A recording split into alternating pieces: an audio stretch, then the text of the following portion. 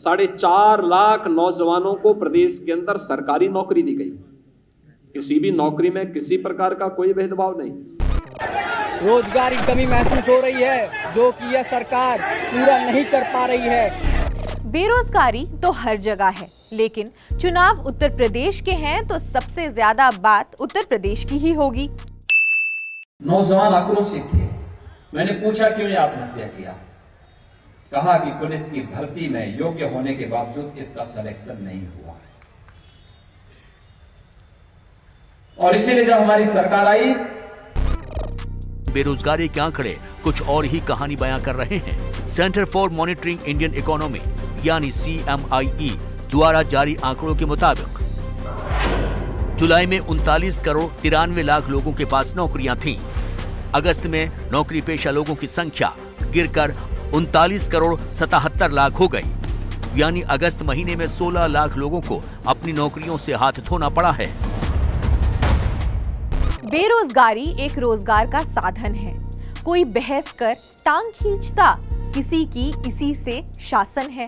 बेरोजगारी एक रोजगार का साधन है। 1.5 million Indians lost jobs in August, according to CMIE, Center for Monitoring Indian Economy. The national unemployment rate rose from 6.95% in July to 8.32% last month. Bharat में at least there are 8 states जो double digit unemployment rate report कर रहे हैं, which includes Haryana and Rajasthan. मगर आज का agenda है उत्तर प्रदेश का बेरोजगार युवा।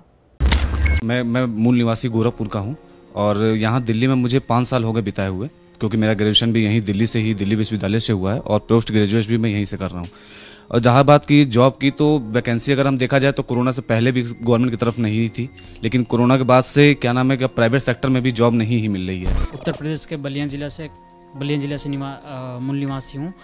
वैकेंसीज का नहीं आना, मतलब गवर्नमेंट कोई कोरोना की वजह से ज़्यादातर वैकेंसी नहीं आ रही है, उसके एग्जाम पोस्टपोन कर दिए जा रहे हैं, फॉर्म नहीं निकल रहे हैं, तो इसलिए बच्चों को ज़्यादा से ज़्यादा परेशानी हो रही है।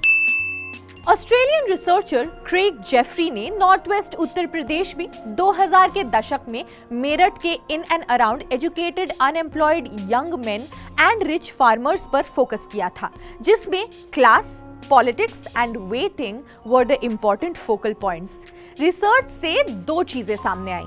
1 was a decline in the availability of public sector employment, यानी कि पब्लिक सेक्टर एम्प्लॉयमेंट में इतनी ज्यादा बढ़ोतरी नहीं हुई। 2 was the failure of economic growth to create graduate jobs. Pandemic से पहले मैन्युफैक्चरिंग सेक्टर में करीब 40 मिलियन एम्प्लॉयड हुए, which fell to 21 million in April 2020. And in April 2020, about 126 million jobs were lost. About 90 million of those jobs were of daily wages. Number of jobless in UP then rises by 58% to 34 lakhs in 2 years. राज्य विधानसभा में एक letter में UP के labour minister Swami Prasad Maurya ने कहा कि labour department द्वारा संचालित एक ऑनलाइन पोर्टल के साथ 7 फरवरी 2020 तक 33.93 लाख बेरोजगार व्यक्तियों को रजिस्टर किया गया था। 2011 के सेंसस के बेसिस पर UP is the most populous state in India with nearly 20 crore inhabitants, which is over 16% of the country's population. According to Center for Monitoring Indian Economy CMIE data, 2018 की तुलना में 2019 के दौरान यूपी में बेरोजगारी लगभग दुगनी हो गई। यूपी में औसत बेरोजगारी 2018 में 5.91% के मुकाबले पिछले साल के दौरान 9.95% हो गई। बेरोजगारी दर 10% का मतलब है कि हर 100 में से लगभग 10 व्यक्ति बेरोजगार है। बेरोजगारी एक रोजगार का साधन है। रोटी कपड़ा के भाषण में कितने शासन चले गए, मुद्दा नया बनाकर फिर सिंहासन छला गया।